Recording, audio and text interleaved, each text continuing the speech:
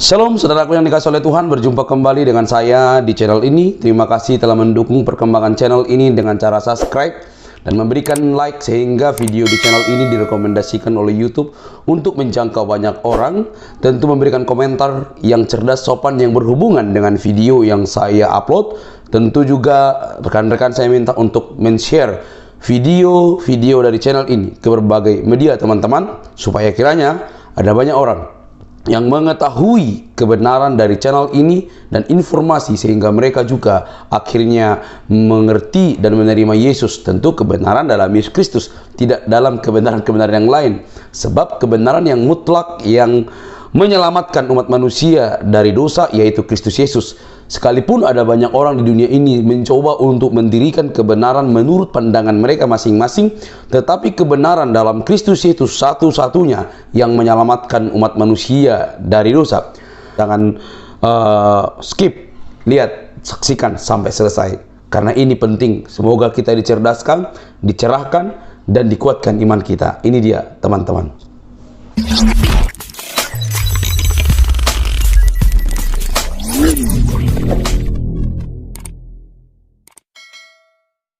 Kita akan membahas sebuah topik yang cukup menarik, yakni adanya seorang mualaf Jerman ya. Kemudian dia mualaf sejak usia remaja di Jerman. Kemudian dia mendalami studi untuk belajar Islam dan menjadi sarjana teologi pertama ya. Bahkan dia adalah profesor di bidang teologi Islam pertama di Jerman. Ya, beberapa tahun dia menjadi profesor dan semakin mendalami ajaran Islam, akhirnya dia menemukan satu analisa dia. Jangan lupa ya teman-teman untuk tekan tombol subscribe, like, komen, dan share ya, supaya video ini banyak diketahui oleh orang-orang tertentu, khususnya umat muslim ya.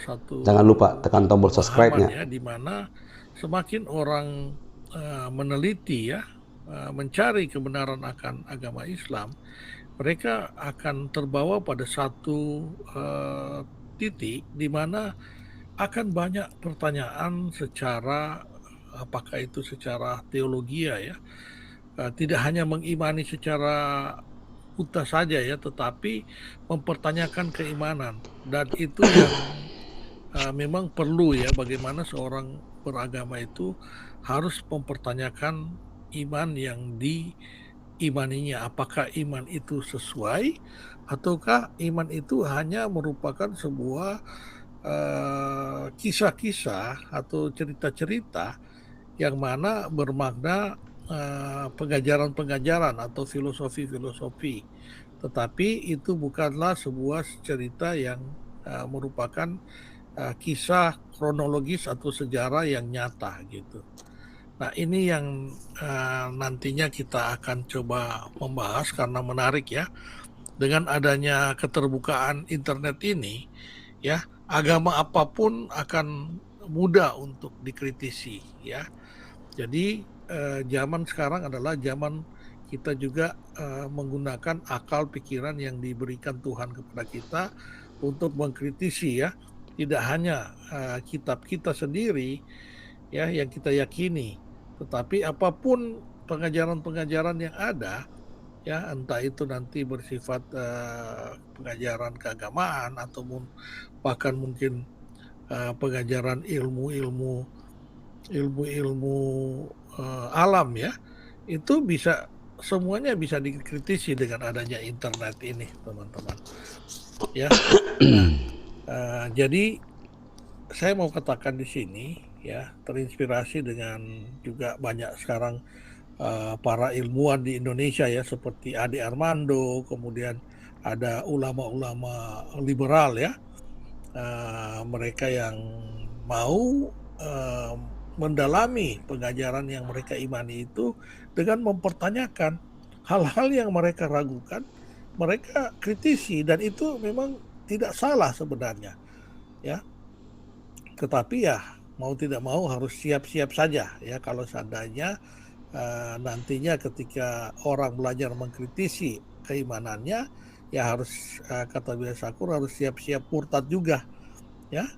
Makanya gunakan akal logika sehat dalam kita beriman, ya. Nah, di sini dikatakan bahwa belakangan ini banyak cendekiawan Islam yang mau menerapkan penalaran kritis terhadap doktrin-doktrin Islam, ya, menurut Ronald A. Lindsay. Jangan lupa ya teman-teman sebuah, untuk tekan tombol subscribe, website yang saya like, komen, ambil. dan share ya, Saat ini supaya video banyak ini sekali banyak diketahui oleh orang-orang kritis tertentu, terhadap doktrin-doktrin khususnya umat Islam muslim yang ya. dilakukan oleh Jangan lupa cendekiawan tekan Islam tombol itu subscribe-nya. sendiri, ya. Tetapi mungkin sebelum-sebelumnya ini disesalkan bahwa Islam gagal mencapai pencerahannya. Karena apa? Karena orang-orang yang mengkritisi, ya, Islam itu biasanya dimusuhi, ya. Nah, ini yang membuat Islam gagal mencapai pencerahannya. Sampai saat ini masih sangat tertutup dengan kritik yang ada. Ya, mungkin kita sedang menyaksikan permulaannya sekarang, walaupun saya akui tidak terlalu optimis.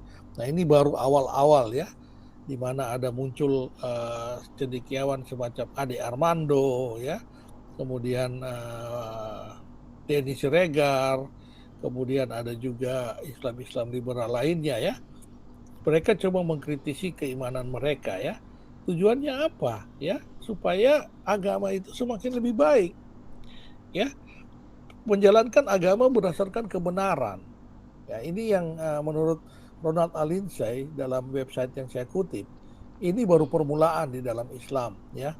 Tetapi saat ini sering gagal karena banyak yang tidak menerima, langsung mengkafir-kafirkan, langsung mengatakan menghina atau menghujat. Akhirnya ujung-ujungnya, ya, penyelesaiannya di pengadilan, ya, seperti apa yang dialami oleh Muhammad Kc. Nah, itu yang menjadi sebuah halangan ketika kebenaran itu ingin dinyatakan, teman-teman. Mudah-mudahan dengan adanya kajian-kajian kritis seperti yang dilakukan di Waranai ini bisa membuka wawasan, ya. Jangan sampai nanti ujung-ujungnya juga, ya, katanya Waranai melakukan hujatan, penghinaan, yang akhirnya ujung-ujungnya berakhir di penjara dan kita tidak menemukan pelajaran apa-apa dari sini, ya. Kita tidak bisa belajar hal-hal yang baik dari kritik-kritik semacam ini, ya. Nah, ini terjadi di Jerman. Seorang Sven Kalis, ya, atau disebut sebagai Muhammad Sven Kalis, dia lahir 21 Maret tahun 66, ya. Saat ini usianya kalau 66 itu sekitar 50-an tahun, ya, 55 tahun, ya, usianya 55 tahun, masih cukup muda. Seorang Jerman yang masuk Islam pada usia 15 tahun, 40 tahun yang lalu, menjadi yang pertama di Jerman untuk memegang kursi dalam teologi Islam di Universitas Münster, ya. Ini diambil dari halaman Wikipedia. Kita tahu Muhammad Sven Kalis ini adalah profesor studi Islam di Universitas Münster, salah satu universitas tertua dan paling dihormati di Jerman, ya. Muhammad Sven Kalis ini masuk Islam pada usia 15 tahun. Kemudian setelah bekerja sebentar sebagai pengacara, ia mulai mengerjakan tesis.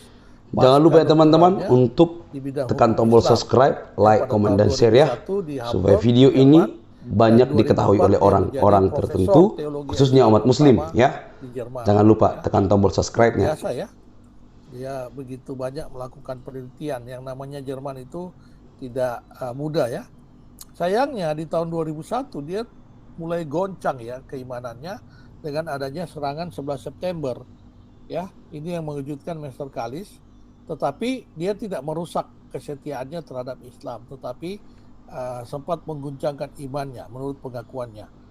Memang setelah dia tiba di Universitas Münster tahun 2004, dia menganggap banyak orang di universitas tersebut di bidang Islam itu terlalu konservatif, ya. Kemudian mereka banyak tidak menerima kehadiran dari Mr. Kalis ini karena konservatif mereka, ya. Nah, akhirnya di 2004 setelah dia jadi profesor sampai 2008, 4 tahun dia melakukan penelitian. Hingga penelitian secara ekstensif ini ia mengklaim ternyata tidak ada sejarah keberadaan Muhammad, dan akhirnya dia menyimpulkan bahwa Muhammad mungkin, ya mungkin, bukan dia pastikan, Muhammad mungkin tidak pernah ada. Itu adalah kesimpulan dia. Ya, setelah lama, ya sekian lama dia belajar Islam, ya, sempat menjadi profesor di bidang Islam, ya diakui kepakarannya, dan dia terus melakukan penelitian sampailah dia pada titik mengatakan Muhammad mungkin tidak pernah ada. Ya, jadi satu artikel yang memuat tentang cerita pernyataan dia, profesor yang dipekerjakan untuk menjangkau Muslim memberikan kejutan, ya, teori teologi Islam kemungkinan Nabi Muhammad tidak pernah ada. Nah, ini artikel ini menceritakan di Münster, Jerman, Muhammad Schwenkali, seorang mualaf Muslim dan profesor teologi Islam pertama di Jerman, dia berpuasa setiap bulan suci Ramadan, ya, tidak suka berjabat tangan dengan wanita Muslim, ya, dia menjaga kemuhrimannya dan bertahun-tahun mempelajari kitab suci. Jadi dia selain belajar Islam, dia juga mempraktikkan kehidupan Islam yang baik, ya. Bahkan dia mengatakan Islam telah membimbing hidupnya. Tetapi mengejutkan sekali ketika Profesor Kalis ini mengumumkan dari penelitiannya, dia menyimpulkan Nabi Muhammad mungkin tidak pernah ada. Ini artikel ini sangat mengejutkan orang-orang di Jerman, ya. Kalis menyimpulkan bahwa sosok Muhammad lebih didasarkan pada legenda. Jadi itu cuma cerita-cerita dongeng daripada fakta menurut profesor ini, ya. Dia mengamati pertama tidak ada biografi Muhammad sampai 1 abad setelah kematian Nabi Muhammad. Artinya jangan lupa ya teman-teman untuk tekan tombol subscribe, like, komen, dan share ya, supaya video ini banyak diketahui oleh orang-orang tertentu, khususnya umat Muslim, ya. Jangan lupa tekan tombol subscribe-nya. Ya. Banyak mulai ada tulisan-tulisan tentang Nabi Muhammad. Sebelum-sebelumnya tidak pernah ada, ya. Tidak ada salinan dari karya ini. Mengetahuinya hanya dengan merujuk pada teks-teks selanjutnya, menurut dia, ya. Nah, apa yang membuat dia mengambil kesimpulan seperti itu? Sebenarnya dia terkejut, katanya, fakta bahwa koin pertama yang memuat nama Muhammad tidak pernah ada sampai abad ke-7, ya, 6 dekade atau 60 tahun setelah agama Islam ini muncul. Jadi sampai 60 tahun Muhammad muncul, itu tidak ada yang menunjukkan tentang Muhammad, ya. Bahkan koin yang muncul harusnya itu pada saat pemerintahan Khalifah pertama, ya, atau sejak Muhammad wafat, itu menurut dia sudah harusnya ada. Kemudian dia bertukar pikiran dengan beberapa cendekiawan di Saarbrücken yang dalam beberapa tahun terakhir telah mendorong gagasan tentang tidak adanya Muhammad, ya. Mereka mengklaim bahwa Muhammad bukanlah nama seseorang tetapi hanyalah sebuah gelar. Jadi Muhammad itu aslinya bukan bernama Muhammad. Itu Muhammad itu gelar di dalam Islam, ya, yang berarti Muhammad itu kan kalau tidak salah, ya, yang seorang yang baik, ya, seperti itu, ya. Itu hanya gelar bagi Islam, Muhammad. Tetapi nama asli Muhammad sebenarnya bukan Muhammad menurut mereka, ya. Dan mereka menyampaikan sebuah kesimpulan juga, Islam itu dimulai sebagai bidah Kristen. Jadi hampir sama seperti kata Buya Syakur, ya, bahwa memang orang-orang mempercayai Islam itu sebenarnya sekte Kristen. Sekte sesatnya Kristen disebut sebagai bidah Kristen. Seperti itu ini, ya. Muhammad itu yang terpuji, ya. Artinya Muhammad itu sebenarnya gelar untuk seseorang yang artinya yang terpuji. Tetapi nama Muhammad itu bukan Muhammad sebenarnya. Nah, ini juga yang Pak Kace katakan, ya. Pak Kace selalu katakan, sebutkan di mana yang mengatakan bahwa Muhammad bin Abdullah itu ada. Karena Muhammad itu sebenarnya itu hanyalah sebuah gelar, gitu, ya. Jadi teman-teman, ini sebenarnya kalau seandainya Pak Kace, mungkin Pak Kace itu salah ya, dia berada di Indonesia.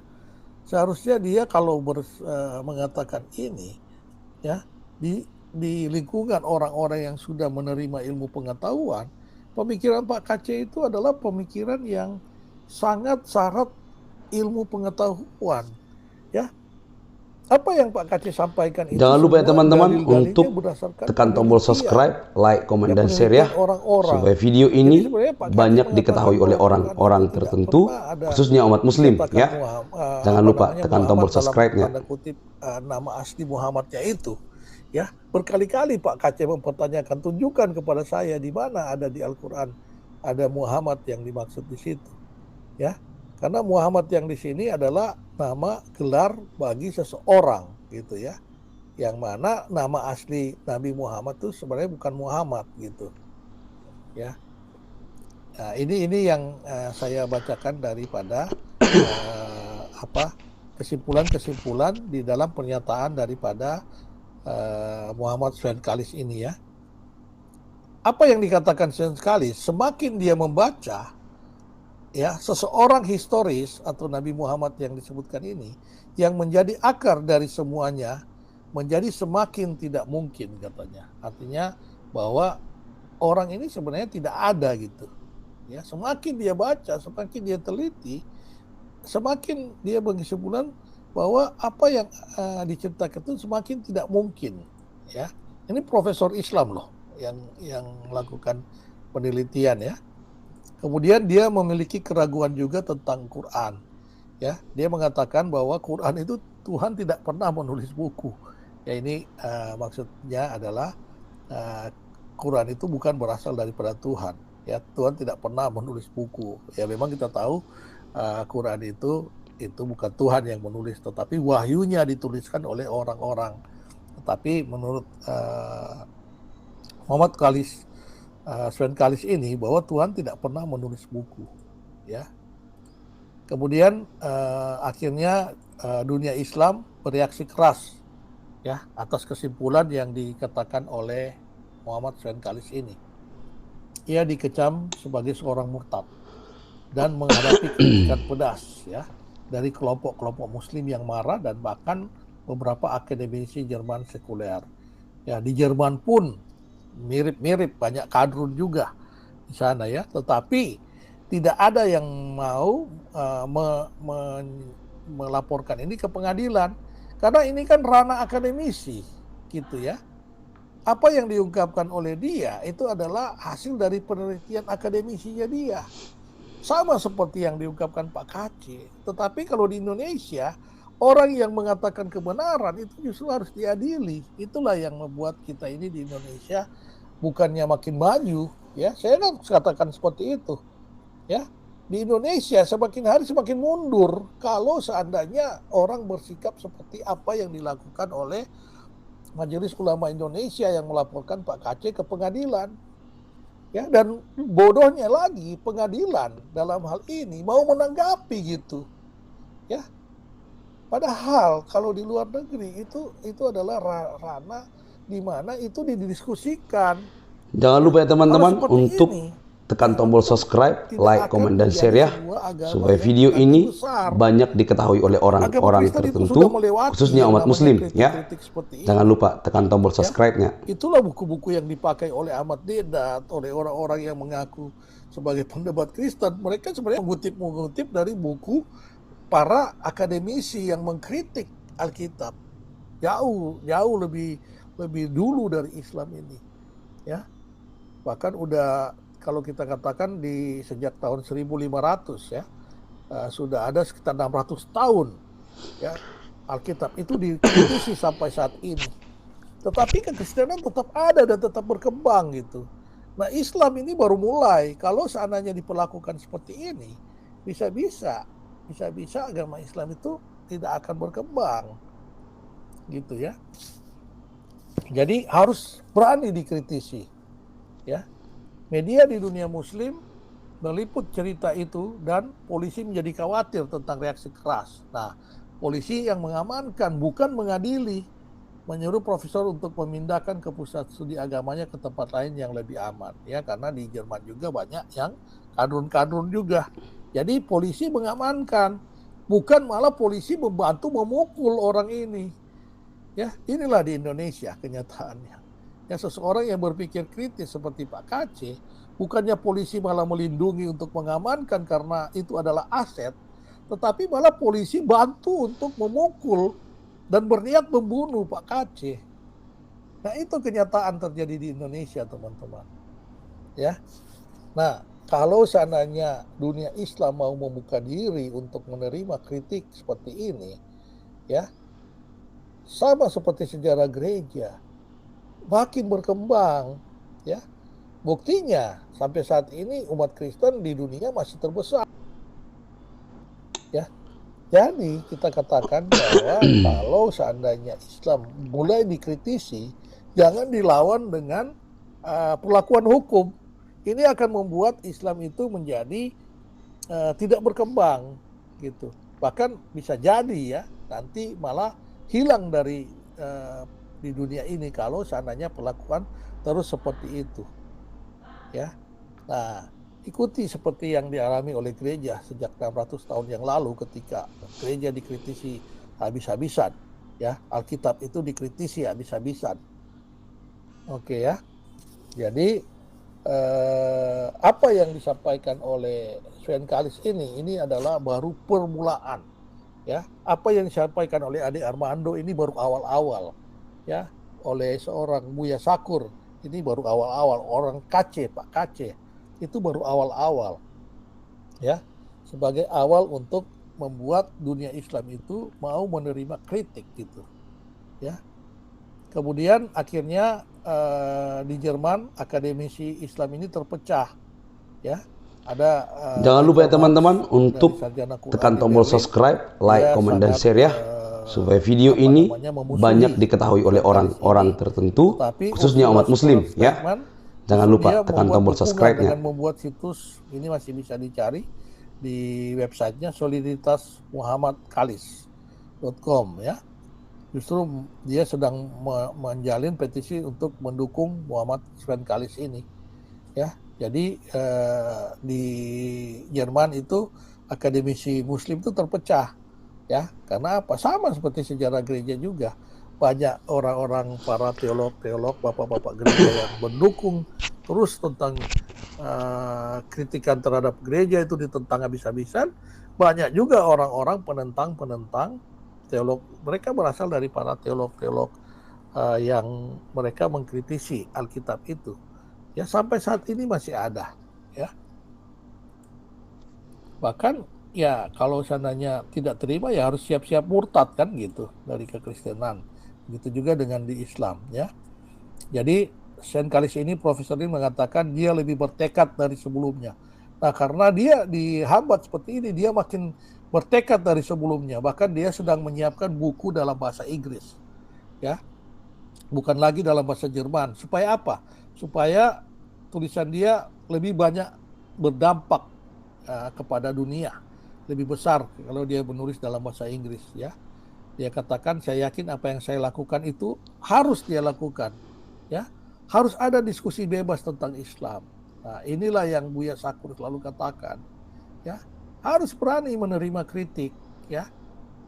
Kalaupun nanti murtad ya itu konsekuensi, ya.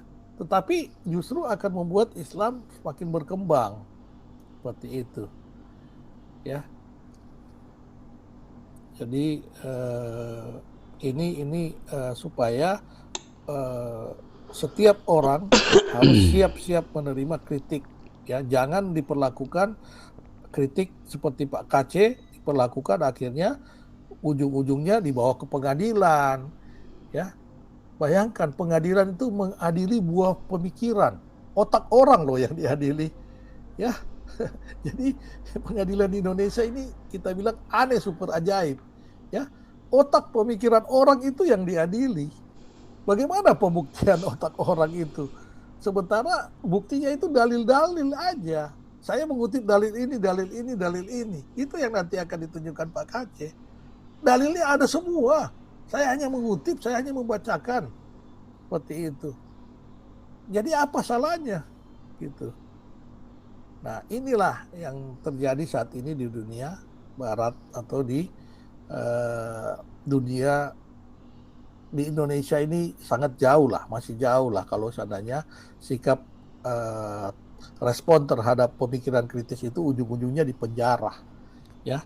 Buya Sakur aja hampir saja ya, karena Buya Sakur Jangan lupa ya punya masa teman-teman juga, untuk ya. Dia tekan punya tombol organisasi subscribe, yang like, namanya komen, dan share ya, supaya video Jaringan ini Islam banyak Dinamis, diketahui oleh ya. orang-orang Kalau tertentu, dulu ada khususnya yang umat namanya muslim Jaringan ya. Islam Liberal, Jangan lupa itu tekan tombol subscribe-nya. Ulil Abda ya, Ustadz juga ya, itu sangat terkenal ya. Dan Buya Sakur ini punya Jaringan Islam Dinamis ya. Nah, Egy Sujana dan kawan-kawan ini justru memaksa polisi untuk tak perlu lagi dilaporkan, pihak polisi harus menangkap Buya Sakur karena dia sudah menghujat. Nah, pemikiran-pemikiran kritis seperti Buya Sakur ini ujung-ujungnya disuruh polisi lagi menangkap.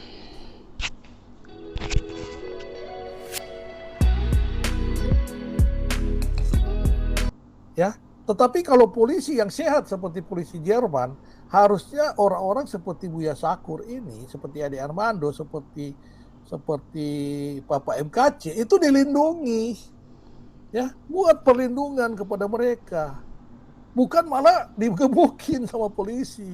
Itu yang tadi saya katakan, ya. Sayangnya Pak KC tidak punya masa. Kalau seandainya Pak Buya Sakur tidak punya masa, itu sudah langsung digebukin. Ade Armando dia seorang ilmuwan, ya, ilmuwan dari Universitas Indonesia, jadi sulit buat polisi untuk seenaknya menangkap. Yang dia bisa lakukan orang kecil seperti Muhammad Kaceh, ya, ditangkap digebukin sama polisi. Nah, ini yang harusnya kita berubah ya. Indonesia kalau mau membuat agama ini sebagai sebuah agama yang benar, agama yang logis, biarkan agama itu berkembang dengan menerima kritikan-kritikan yang ada. Ya, saya rasa itu saja ya teman-teman yang ingin saya sampaikan. Semoga apa yang ingin saya sampaikan ini bisa membuahkan sebuah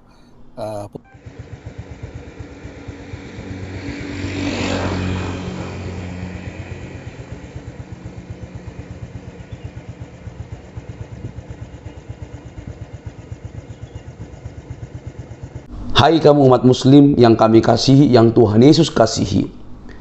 Kami akan selalu berkata kepada teman-teman semua, jangan sampai terlambat. Ambil kesempatan untuk bertanya sungguh-sungguh, siapa Yesus Kristus yang sesungguhnya itu? Siapa Yeshua Hamasia itu? Apakah benar seperti kata-kata mualaf yang licin bibir itu, yang suka, yang doyan mengobrak-abrik Alkitab sesuka hatinya? Apakah seperti itu? Apakah kebenaran itu sesuai yang dikatakan oleh para ustadz-ustadz itu, atau para anak-anak teologi, anak-anak yang sekolah di teologi, para pendeta yang bertanggung jawab pengajarannya yang dari Alkitab yang benar? Apa sebenarnya rahasia Alkitab itu? Dan firman Tuhan berkata, kepada orang percaya dikaruniakan rahasia Kristus. Apa itu rahasia Kristus? Injil keselamatan yang menyelamatkan umat manusia dari dosa. Jangan terlambat, tentukan hatimu, ikut Tuhan Yesus sungguh-sungguh, karena dialah satu-satunya juru selamat bagi umat manusia. Sampai di sini video saya teman-teman. Jangan lupa tekan tombol subscribe-nya, like, komen, dan share. Sampai ketemu di video saya selanjutnya. Bye-bye.